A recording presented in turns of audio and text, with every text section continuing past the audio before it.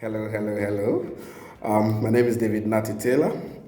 Welcome to HR Diaries, where we discuss issues regarding the legalities between an employer and an employee. Okay. Today, our subject of discussion is contract of employment. Contract of employment. Okay. Contract of employment, once you mention contract of employment, that is very important that we know of the Labor Acts, the Labor Act 2003, Act 651. It's very important that we know that all employment has something in relation to the labor law. Okay, so the labor law is there for the employer and an employee, right? Okay, so contract of employment. So contract of employment is an employment between an employer and an employee. Okay, that's an agreement between an employer and an employee. An employer is somebody who hires people to work for him, and an employee is a person who works for an employer in returns of remuneration or wages or salary. Okay, so it is an agreement between an employer and an employee. That's contract of employment for the employee to work for the employer for wages or salary. Okay, so it is very important that every contract that you sign with either an employer or an employee is secured with a written document. Okay, is secured with a written document. Now, when you read section 12(1) of the Labor Act, it says the employment of a worker by an employer for a period of 6 months or more for a number of working days equivalent to 6 months or more within a year shall be secured by a written contract of employment. Okay, so any contract between parties, that is an employer and an employee, for the employee to perform a duty for the employer, it means that that contract, so far as it will travel beyond 6 months, it needs to be secured with a contract of employment.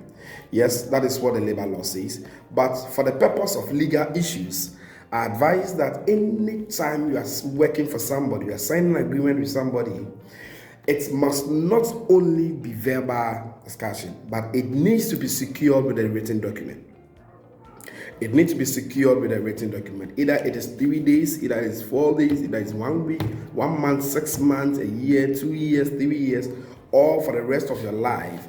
It needs to be secured with a written document. A written document. At the right time, we'll talk about the details of a contract of employment. Okay. Now, section 12, same B, says that a contract of employment shall express in clear terms the rights and obligations of the parties. So you see the reason why it needs to be secured with a contract of a document. You see the reason why it needs to be secured with a document.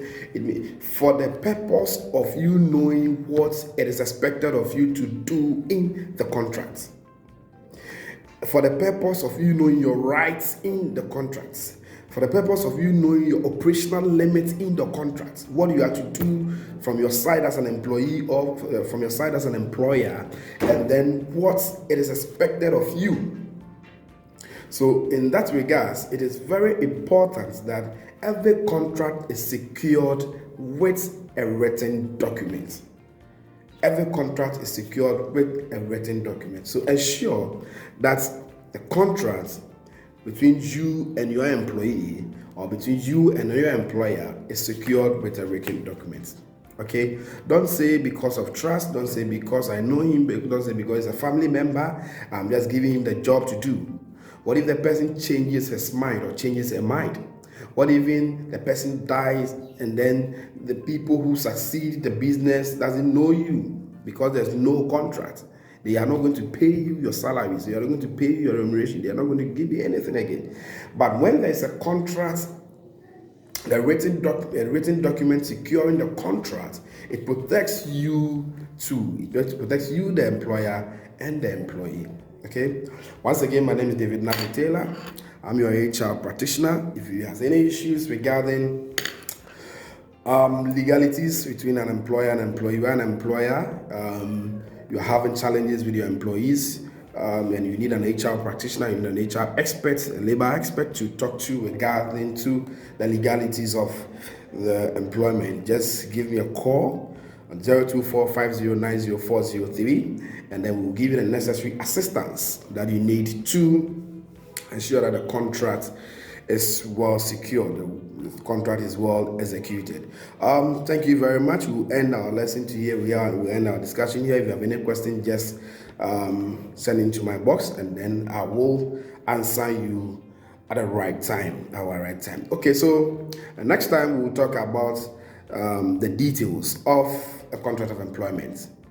What's supposed to be in a contract of employment? What is expected to be in a contract of employment? As an employer, what are you supposed to put in the contract of employment? As an employee, what are you supposed to expect from the contract of employment? Okay, there again, we'll talk about the grounds for termination of a contract. Every contract has its ends. Okay, every contract has its beginning and has its end. Okay, even the world, God who created the world. Genesis chapter 1 verse 1 says, "In the beginning, God created heaven and earth."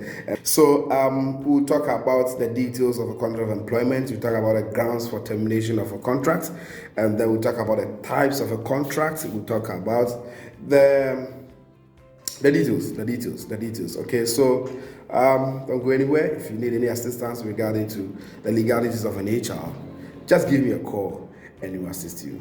Bye-bye.